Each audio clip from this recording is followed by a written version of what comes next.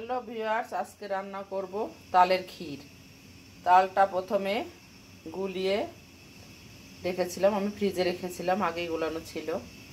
আর এই যে বাতাসা, চিনি, একটুখানি যারা দুধের মধ্যে মিষ্টিতে লবণ খেতে পছন্দ করে না, একটু লবণ, তেজপাতা, আমি তেজপাতা, আর এদিকে খাঁটি দুধটা জাল দিয়ে নিচ্ছি। এর মধ্যে এই তালের রসটা পুরোটাই আমি ঢেলে দেব।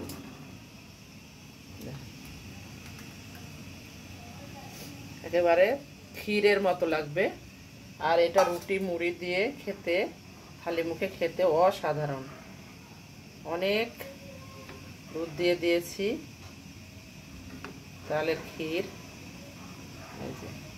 অনেকেই পছন্দ করেন, প্লিজ সাবস্ক্রাইব করবেন, সাথে থেকে আমি কিন্তু এই চিনিটাও এই সময়ই দিয়ে দেব, সব একেবারে দিয়ে দেব। দেখেন হালকা একটুখানি লবণ, তাহলে একটু চিনিটা কম লাগে আর খুব মিষ্টি হয়, স্বাদ হয়।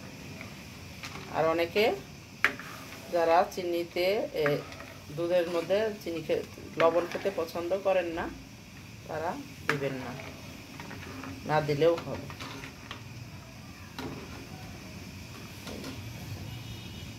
আমি আর একটু চিনি আর একটু, যে যতটা মিষ্টি খেতে পছন্দ করেন সেই অনুপাতে দিয়ে দেবেন। এখন জাল দিতে থাকতে হবে, কিন্তু পড়ে যায়, সবসময় নাড়াচাড়া করা লাগবে। এটা দেখেন অনেক পাতলা হয়ে গেছে, এখন অনেক সময় লাগবে, বেশ খানিকটা সময় লাগবে এটা রান্না করতে।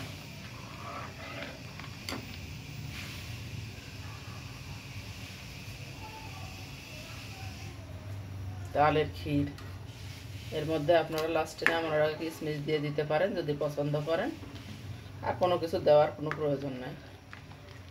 এলাচের গুঁড়োও দিতে পারেন, কিন্তু আমি এলাচের গুঁড়ো তালের ক্ষীরে কোনো সময় দেই না।